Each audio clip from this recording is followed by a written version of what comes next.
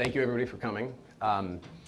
As you may know from what she introduced, until last year I was one of the more than 2.2 million people who were justice involved in this country. And my story is really not just about me, it's about the support and resources that I had that so many people didn't. And I think that's the important part of the story, because a lot of times people like to tout their own achievements or what they've done, but they don't really recognize that that's not possible without support of other people. And that when we judge the actions of other people, we have to take into account the support networks that they have or don't have. So just after my 18th birthday, I was taking a year off from college. I was, just a kid kind of living his life, and I found cocaine. And the kind of drinking and smoking and partying I'd been doing to that point was just supercharged, and I went completely out of my mind. And within 3 months, I went from a kid, working and doing the right thing, taking a year off from college, to driving down the road and shooting somebody and committing a robbery, and just completely out of my mind. And I think there's this narrative about criminals as either like Ocean's 11 type, like these really calculated planning things, or just complete monsters or sociopaths. And what I found has really been neither.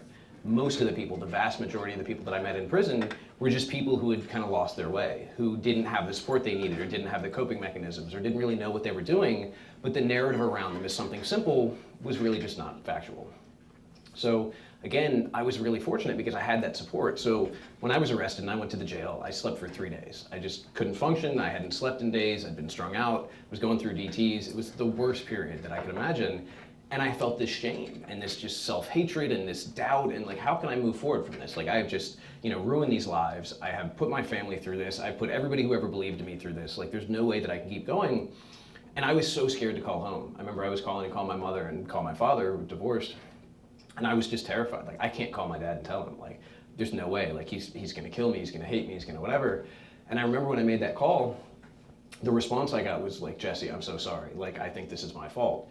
And this is partly because of the way that he raised me and the stories he told me, because my dad had been a criminal for most of his life. And then when I was 2 years old, he got clean, he kind of changed his life. He was literally a substance use counselor who was shooting cocaine in the bathroom between sessions. He was just this bizarre character.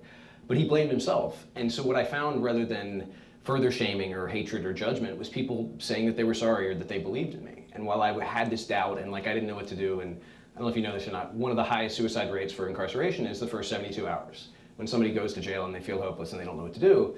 And I don't know that I was at that point, but I definitely see how that decision is made. So being received and being supported and being accepted rather than being further shamed makes such a huge difference. And in that point, I think about the different experience for people, especially in the jail, where they do this mail call. And once people heard that I was in jail and it was on the news, it was in the papers, all of a sudden I started getting mail. And I would notice it when people would stand around and they would call out names and they would hand out the letters. And every single night I would get a letter, and so many people never got a single one.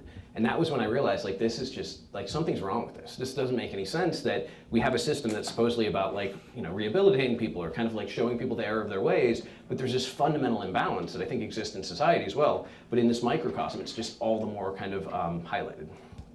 But so while other people were trying to figure out what they were going to do, I had people encouraging me, saying, you're going to get through this, we're going to find a way to make the best of it, like, let's move forward. And my mother, she was so determined to make sure I had opportunities out of this. And again, think about this. I have created all this harm and caused this, and their response is to give me opportunities. And I think in society especially, we have this resistance to that. If people say, oh, well, we want to do job training for prisoners. And they say, well, we don't get job training for anybody else. Why are you doing it for them? There's this judgment and this zero-sum game mindset and this mentality that's all about us versus them. But when we can accept people and we can encourage them and believe in them, it's amazing that they tend to believe in themselves.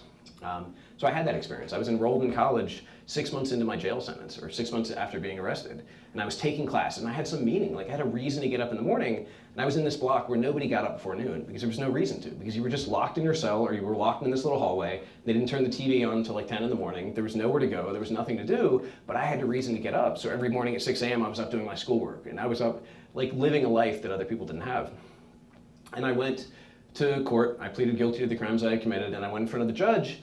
And my guidelines at that point were 8 to 13 years. And I remember my lawyer, who I really appreciated for a lot of things, had given me Nelson Mandela's A Long Walk to Freedom. And he said basically, this man didn't deserve to do any of this time. So if you can do your crimes and you can do this and you can come out of this, basically if he can come out of this a better person, you can too. And that struck me. I remember reading the book and having a really profound impact on me about how incarceration could be an opportunity for growth. And so the sentencing guidelines were 8 to 13 years, and I went in front of the judge, and they changed the guidelines to 10 to 16 years.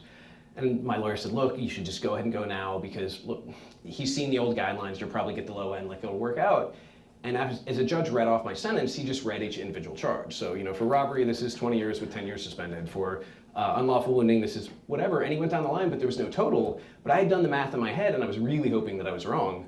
Because at the end, my lawyer asked the judge and said, Your Honor, what's the sentence? Like, what is the final? And he says, well, I don't know. I just told you. And so they had to actually get the court reporter to read it back, and he'd sentenced me to 32 years, which was twice the high point of the sentencing guidelines.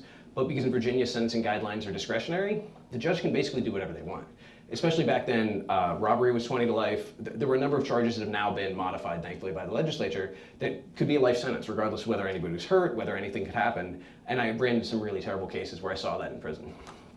But so I was sitting there, having been sentenced to 32 years, like the same experience of getting locked up and feeling that shame and that doubt just magnified, because it felt like this validation of my worthlessness. Like my whole life, the things that I've been kind of like running from and all the insecurity was that like I'm not good enough, or I'm not smart enough, or I'm just like somehow broken, like something's wrong with me. And this seemed to be proof of that, like that I've made these mistakes and this judge has literally judged me to be invalid or worthless or done with my life. And again, I had people who believed in me because I sure didn't believe in myself. I remember they actually put me on suicide watch as I went back to the jail, because even the sheriff's deputies who were carrying me, they were like, Crossan, this is crazy, like we've never seen anything like this.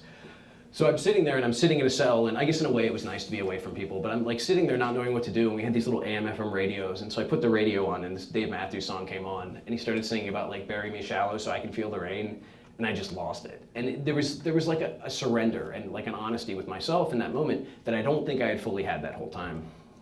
Because I had known that I had to accept responsibility. I had known that this was going to have consequences, but that was just kind of like a breaking down of all my defenses.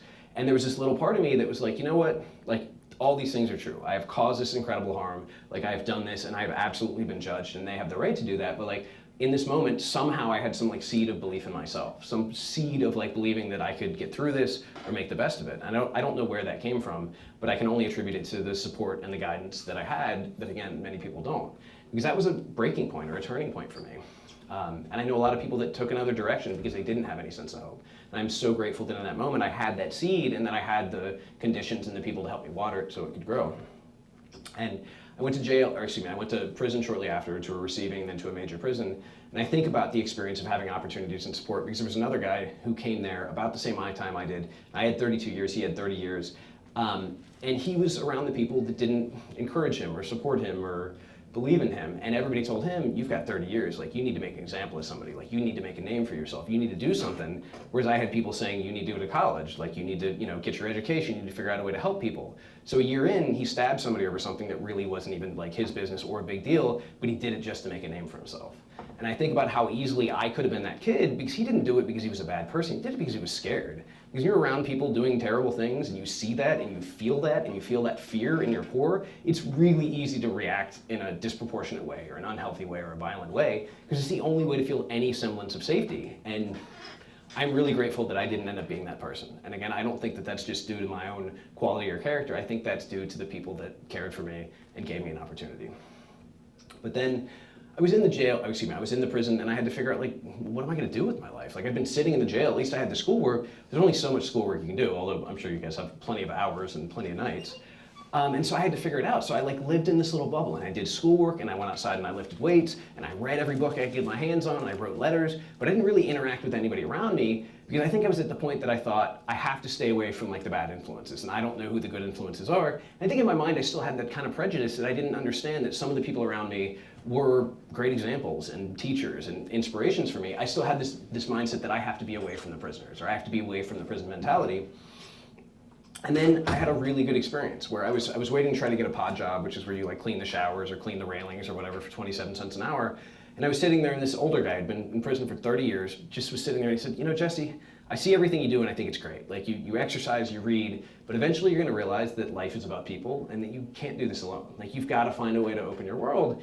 And he didn't say it as a judgment, he didn't say it in some kind of like, some arrogant way. He just said it is what it appeared to be a really humane, kind of compassionate moment. And he became a really good friend of mine. He became probably my first teacher in prison, because he was the one who really taught me about humanity and the importance of connection and relationship. And that was where I needed to grow, because I could do the academics and I could do the exercise. I needed to learn how to be around other people and how to give back. And he had been a tutor in one of the old major prisons for most of that time. And his thing has been, I connect with people by giving them an opportunity and giving them an education.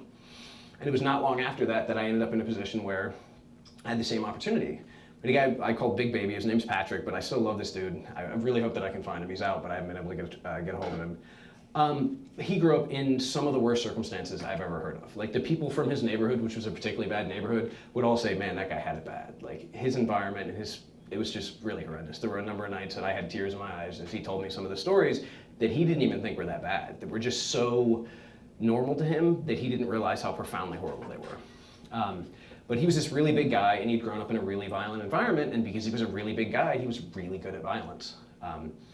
And so that was what he became known as. Like he was the guy who was violent, who was dangerous, who you didn't mess with, you didn't whatever. And he kind of lived in that. Like he responded aggressively when anything came up. I remember the laundryman and him were arguing. He just grabbed the guy by the shirt and basically like ripped his shirt off as he went to hit him. And it was like, okay, this is not a proportional response. Like something's going on there. But it comes back to what I said before. He was not a bad person. He had the biggest heart in the world. He was just scared. In that moment, he perceived a threat because of all the threats he'd experienced in his life, and that was his response. And that was something that we worked on outside the academics, but he was a heavyweight boxer, the heavyweight boxing champ at Nottoway at the time, but he just couldn't get his GED. He'd been in there for 3 years, and all he wanted to do was get his GED, because nobody in his family had ever gone to college. Most people in his family had never graduated high school or got a GED. Like, this meant something to him. And he came and said, look, I really want you to teach me. Like, are you willing to help? And I said, yeah, make you a deal. You teach me how to box, and I'll make sure you get your GED. But I do remember in the back of my mind being like, dude, if you've been doing this for 3 years, like, I don't know if I can help. Like, I don't know if there's really any way I can do this, but I want to try. And we spent 3 months because the only thing he had trouble with was the math. So we spent 3 months on the math, and it was just like beating my head against the wall and him beating his head against the wall, and we could make no progress. And I remember there was one day, and I don't remember what it was algebra, it was some. And all of a sudden, like, the light went on. Like, I didn't have to explain it. He got it, and he did it, and he did it again, and he did it again. And I was like, oh my God, like, he's gonna do this. Like, this, I was so excited. And then the next day, he couldn't remember it all, and it was completely out. And I remember kind of being crestfallen and being like, oh, well, like, maybe, I thought. But what happened was we kept trying, and then the next week, he got it 2 days in a row, and then he got it 3 days in a row. And so we just kept trying, we kept working, and all of a sudden, 3 months after that, he got his GED. And this was like huge. He comes back into the pod, this guy's 6'6". He picks me up around the waist and just starts swinging me around like a little kid, like just happy and smiling. And I remember realizing, like, this is such a significant moment for him that I wouldn't have understood if I hadn't known him as a person. It's really easy for me, you know, I graduated from high school. Like, high school is kind of easy. Like, I didn't really, but this was huge for him. And this was something about his identity and his agency and his ability in the world. Like, this was a big deal. And his family had never come to see him in the 4 or 5 years he'd been in prison. And they just didn't have the money, they didn't have the resources, they didn't have a car, but this was a big enough deal that his family borrowed the money and borrowed a car and did it, and they all piled in and they came to his GED graduation, and he was excited when he went over there, and he was like smelling terrible because he was so excited and he needed, and he came back and he was just streaming tears in the cell. He was like, don't let anybody see this. But he was so happy because he had done something he could be proud of, and his family was proud of him, and this meant the world to him. And that was when I really understood, like, this is what I want to do. Like, I want to find a way to share what I had or what was given to me or what I was able to do with other people, because this is way more magical than any of the other things I could do. Like, I could lift all the weights in the world or read all the books in the world. Like, this is what I want to do. And so I continue to try to find ways to do that. And it was, in many ways, selfish. Like, it was helping other people, but it made me feel really good. It made me feel like I had a sense of purpose and meaning. And it was way more meaningful than, again, doing my own studies. So the next guy that I worked with was from a family of, his dad was a stonemason, his mom was, I can't remember, she was like a clerk at a factory or something. But he came from a family where the same thing, nobody had ever gone to college, like everybody did blue collar work or were a clerk. They didn't really feel like they had some sense of choice. And he said, look, man, I really want to go to college. Like, I see you doing your classes, like, could you help me? And I was like, well, you know, I can't pay for you to go to college. I don't know how to do that. But we found somebody on the outside who would buy him used textbooks. And then we used my old curriculum and we took him through a 2-year education, like an associate's education. And when we started, he didn't know how to write a sentence, he didn't know how to write a paragraph, he didn't have any idea what he was doing because he had gone to a school that basically told him he was dumb. They're like, oh, you're from this neighborhood, like, you're from this family, like, yeah, we're gonna put you in the special ed classes. And really that was more about his attitude and the way he responded to people, like his emotional intelligence than it was his academic intelligence, because he was very bright. And as I realized that, and we began to build this, and it took more than 2 years to get through these courses, but he really began to believe in himself, and he really began to have a different approach to other people and to education, to opportunities, and stop being, oh, I'm gonna go work on this farm when I get out, or oh, I'm gonna work with this stonemason. It was like, man, maybe I'm gonna go to college when I get out, or maybe I'm gonna go to, like, move to a city and work for some tech company, or whatever was crazy to him before suddenly seemed very real and possible. And again, that was just a moment of realizing that we have the ability to, like, light a spark in people. Like, we can show them that they're kind of, their failure of imagination is what's limiting them more than their actual abilities. And that's a consistent theme that I see. So then I tried to find a way to do this outside of just academic stuff, because I'd been in therapy the whole time that I was locked up. I'd been going to see the prison psychologist. I was really fortunate to meet somebody who introduced me to Gestalt therapy and through someone in the prison through meditation. And so I was able to get on the phone every week with somebody who was a therapist who would talk to me and lead me through things and send me worksheets and do this, as well as work with the prison psychologist. And that was really meaningful, and I realized that that was, just like with the guy who kept going to special ed classes because of his emotional intelligence rather than academic, that was a consistent theme in prison. These were people who weren't necessarily unintelligent, but there tended to be impulse control. There tended to be issues of emotional intelligence, of anger management, of even awareness of what was going on. I was like, all right, well, I want to figure out how to share this, because I had grown a lot myself. I was very dumb and immature and not in a good place when I went in, and I had watched myself kind of grow and change. And so then I found a way. We had a major drug problem. We still have a major drug problem. They just had like 3 overdoses last week. I got a call from somebody. So we tried to start a drug treatment program. We wanted to find a way where people could have a safe space that wouldn't have drugs around, that we could actually like separate them from the rest of the population and provide treatment. And they ended up like going back and forth, and they shot us down for that. But they allowed us to start a peer support program. So this was a peer support mental health program where we received peer support training, and then we're able to be both the kind of immediate support as well as the intermediary between the psych staff. Because in the prison of 1,150 people, you had 1 head psychologist and 2 psych associates if they kept all the positions full. It was usually just 2 at any one time. So you have that combined with the fact that about 5% of the population is classified as seriously mentally ill, which means that they're constantly engaging in acts of self-harm or lewd behavior or aggression towards others. They're basically the people that require kind of constant attention and management, and actually probably shouldn't be in a prison. They should probably be in a different kind of facility, but we don't have facilities like that, unfortunately. So the majority of the psych staff's time, probably 95% of the time, is taken up with those people, and they don't have a lot of opportunity for anybody else to get in there, for anybody else to take those classes, or anybody else to like basically meet with them one-on-one.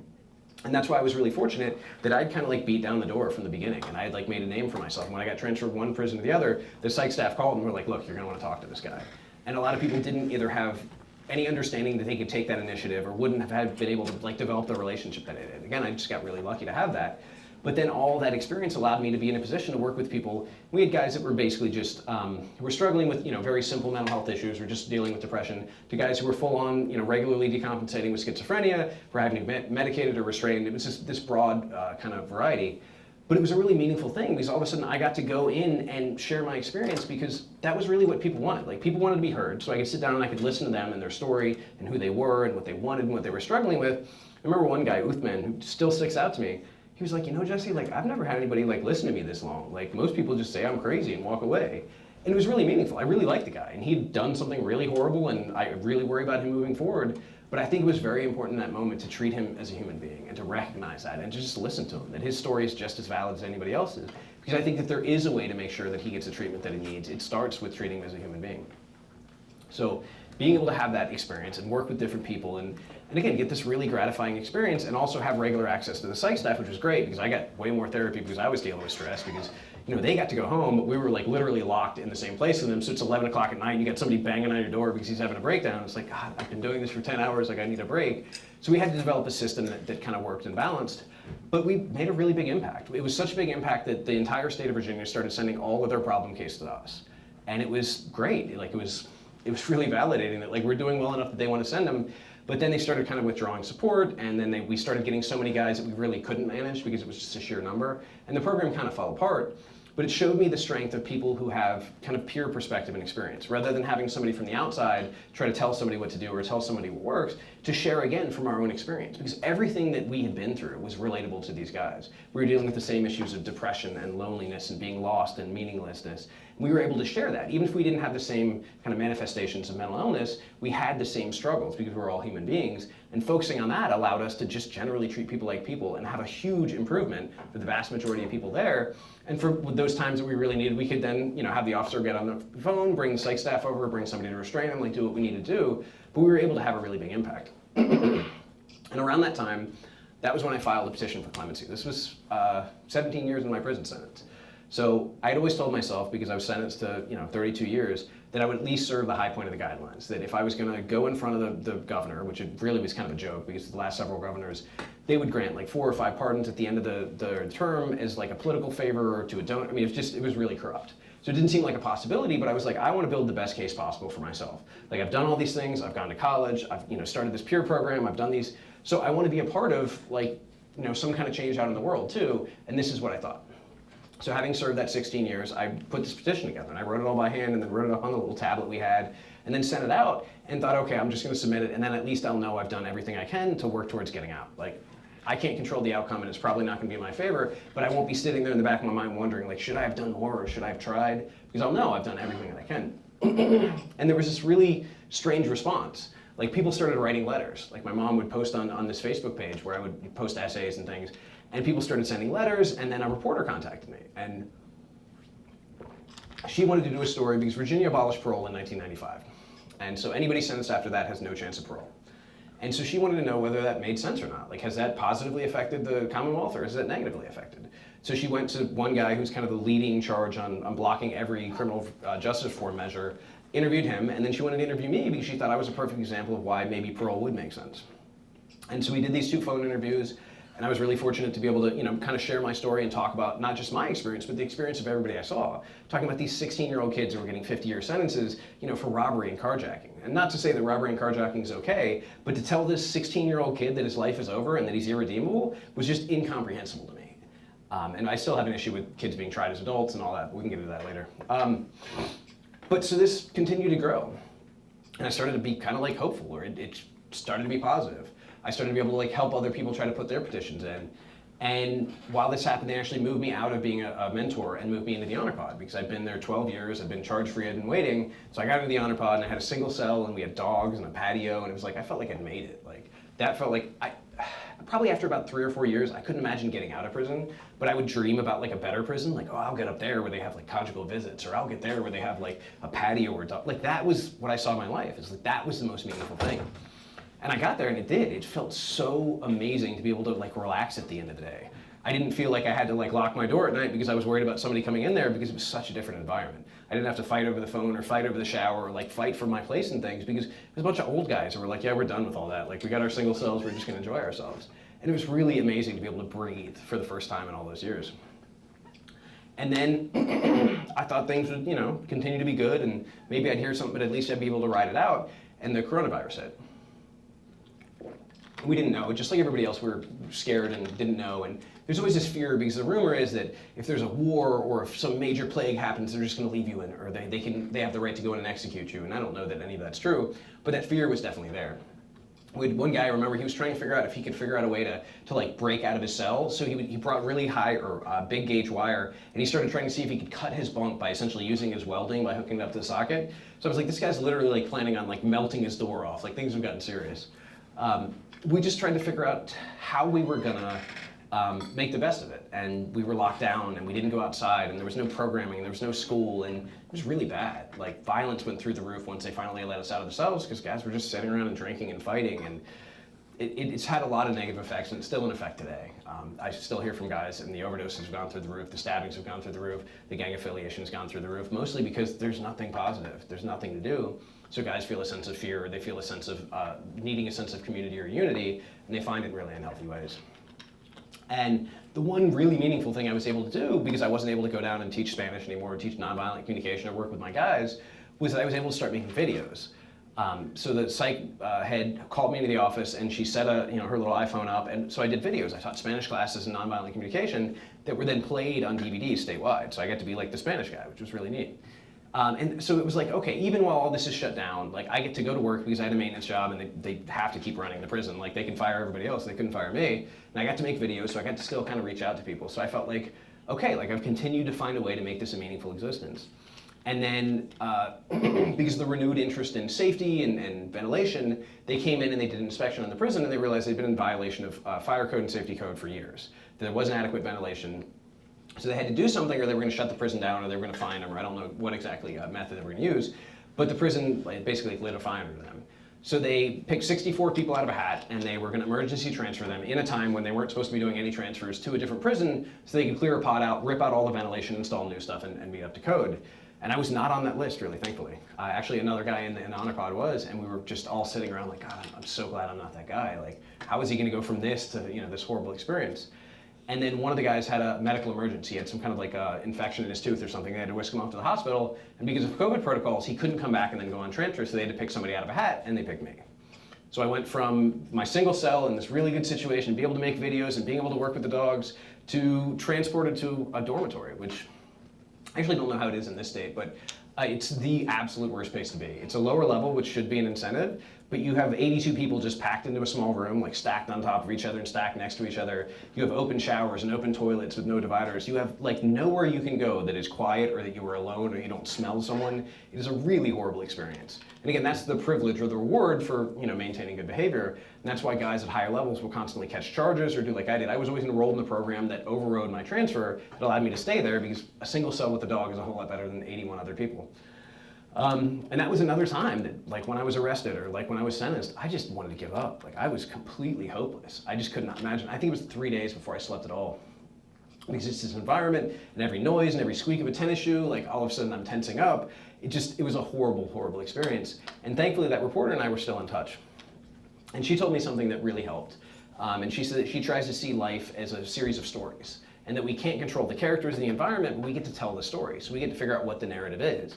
So she said, you've been really good at that in the rest of your life. You've been really good at changing the narrative to be something that's meaningful to you. So can you do that here? And that just kind of like snapped me out of my self-pity. And all of a sudden I was like, okay, I can do this. So I started teaching Spanish, and I actually got in trouble for teaching Spanish, which blew my mind. They were like, you're not allowed to congregate. I was like, so for COVID protocols, we can't congregate, but I can literally have people like above me and beside me and here in the bunk area where it just blew my mind. But it was really an example of where rules that don't make sense take precedence over kind of common sense or something that's reasonable. But I continued. I mean, what are they gonna do? Like put me in prison? Like we're just gonna keep doing Spanish classes. So we kept doing that. We kept finding ways to make it meaningful, and we tried to do art. We just did everything we could, but it was still a really miserable place.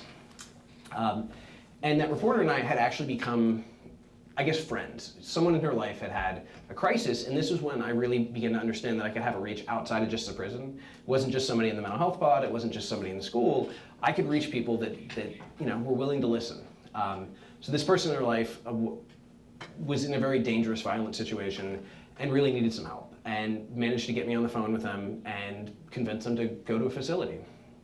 And didn't end up working as well as we had hoped, but it was kind of the beginning of our friendship because she said, look, for ethical reasons, like I can't report on you anymore, we have to just be friends, which was fine. I mean, there are plenty of reporters in the world, but this was somebody I really liked and cared about. So we continued to talk more and more. And the beginning of 2021 was this kind of perfect storm where this person in her life kind of relapsed back into this old behavior and was arrested and was facing a very significant prison sentence. And it was this chance of like, how can I, if not show up for this person because they're incarcerated, how can I show up for her? How can I give her a sense of hope that maybe things will be okay, or that these are the things she can do or the things she can't do? And that was really meaningful to me because it was the other side of the equation. I wasn't just working with the person that was incarcerated. I was working with the person who was struggling from the outside. And I had known for a long time that it was harder on my mom and my dad than it was on me. Like I knew where I was, I knew what the worst thing was, and I could deal with that, but they never knew. Like I would tell them, I would try to be honest. I think a lot of people try to sugarcoat it, but in my mind I always thought if I tell them it's great, they're gonna know I'm lying and they're gonna think it's even worse than it is. So I would tell them the truth. I would tell them the mistakes I made and the good choices I made, and I think that may have helped, but I still know that they carried a heavier burden than I did. So when I saw her in this position, I realized like she's got it so much worse than him. But so we started talking. That became a regular kind of a regular activity. We started off with 5 minutes and then 20 minutes and then an hour, and then I was up at 6 in the morning on the phone all morning, which was the only time I could get it for an extended period of time. But it was meaningful, and it was the beginning of building a healthy relationship. Because I don't know if you know this or not, but prison relationships are really common and they're really popular. And if you've ever seen Love After Lockup, they also almost never work. So you see these really unhealthy people, generally in unhealthy in different ways, that kind of mix. And I had a few of those that were really destructive. I mean, it really put me in a bad place. Probably the lowest place I was my entire time in prison was either one of two things. It was either when I reached the halfway point, because I'd always thought, like, man, if I can just make it halfway, it's gonna be smooth sailing. And I got to the halfway point and I didn't want to get out of bed because I just could not imagine possibly doing that amount of time again. I felt broken and done and just. And then the second time was in the middle of this relationship where things had gotten really bad and really toxic, and somebody said like all her broken parts came out to play with all my broken parts, and it was just a really bad symphony. So all of a sudden I'm like developing a relationship with somebody on the outside that's actually healthy. It is not like based on trauma bonding or based on like really unhealthy, unrealistic fantasies. And I begin to feel kind of hopeful. I begin to feel like, in this really bad environment, even for prison, like I'm finding a way to get through this, like I really will be able to write this narrative. And I even got a job. I managed to get out of the building every day and go to medical, and I got to do something. And then on August 16th of last year, I had gone about my day, I'd gotten up and done coffee and gotten on the phone and gone to work and came back, and after doing burpees, the counselor came out all excited, and I knew it was weird because she was a stickler about like the mask. Like I could not come anywhere near her without the mask, and she like called me into the office and like drugged me in there, and I didn't have a mask on, so I thought I was in trouble. And somebody was on the speakerphone and said, "Mr. Crossan, are you sitting down?" And so when I had lost my dad died in 2006. I was really lucky because the psych staff who liked me basically told the warden that my mother was going to come up here and she was going to be the one to tell me that my dad had died. And that's not normally how it works. Normally you get called into the office and they say, "Mr. Crossan, you sitting down because your dad, your uncle, your mom, your friend, your daughter is dead." So I had this flash of concern, but before it could like really formulate, she said, "Because you're going home today, you've been granted a pardon." And so like I had 10 years left on my sentence. This didn't seem real. Kind of like hit a knee. I remember like tearing up. I remember kind of like blacking out for a second or like kind of losing sound for a second. And then being like, "Oh, okay, like that makes sense. Like I should probably take a shower. Like I just finished working out, okay." And then went out and took a shower and was very numb, and then called a buddy of mine over who didn't have any friends or family and was like, "Hey, like I don't know if this is really gonna happen, but like I want you to take all my stuff, and if I don't come back, like keep it." And he thought I was getting ready to go like beat somebody up or go to the hole, so he was really worried. He was like, "Oh no, like no, you don't want it." I was like, "No, I think it's okay." And then went and like did paperwork and went to medical and went up front, and then they really messed with me because as I'm doing my paperwork, they're like, "Oh, Crossan, we gotta find the rest of that paperwork, or we won't be able to let you go today." I was like, "Okay." And so I went about this, and finally I sit out and I walk to the front building, and my mom is standing there. And because of COVID, there hadn't been any visits, and I hadn't seen my mom in a year and a half. And so I'm like standing here, and I'm like 20 feet from her, but I can't go over there because I gotta fill out this paperwork, and I gotta sign this release, and I gotta do whatever. And I'm kind of like, and she's like, "No, you're fine." I'm like, "I don't know what to do." And so finally I walk over there and I pick her up and I give her a hug. My mom's a really little woman. And I say, "Oh, Mom." And she goes, "Jesse, we're gonna get the fuck out of here." And I was like, "Cool, let's go." So went outside, and then they had given my mom 2 hours notice. I had had an hour and a half's notice. My mom had called Courtney, the reporter, to tell her, and she had gotten an hour's notice, but she was in a meeting, so she really only picked her phone up half an hour later, so she had 30 minutes notice and it was a 40-minute drive. So we get out and we pull to the end of the prison, we get on the phone, and I'm like, "Courtney, are you coming?" And she's just like screaming and just hysterical, and it was probably not a safe driving experience. And then all of a sudden she pulls up behind me and she's real. Like I've never seen her in person. We've been on the phone, we did the interview for TV on the phone. I've seen her on TV, but like she's a real person. She's right there behind me. And that was like when I really felt free. Like that was when something, I mean, I think I was probably still a little numb, but like that was when something broke. I was like, I'm actually in a fucking cornfield, like out of prison. Like this is amazing. But it was also the beginning of seeing the struggles because I went to Costco and we were like, all right, cool. Like I was really lucky. We'd gotten stimulus checks in prison. Everybody in prison was eligible, which I was really grateful for. So I had a little bit of money and it was like, all right, I need to buy some clothes and I need to buy some food and I need to buy some shoes. And it, like I could get that far. But as soon as I started to try to think about more about like having a life or building things, I just collapsed. Like I just had a panic attack. I could not imagine trying to build a life from nothing. And I was fortunate. I had a place to go, and I had money to buy clothes, and I had the basic things I needed. Many people don't. So I think about how I broke down in that moment. I cannot imagine how someone without those resources, someone let out with $25 in a bus ticket, is released to a store, and they're supposed to find hope or a meaning or a way forward. Like I can't imagine. And so then I tried to figure out, well, what am I going to do? Like, I guess I'm going to get a job. Like, I don't know. I was able to get a journeyman electrician's license while I was in there, and I'd gone to college, so I figured I'd be able to find something.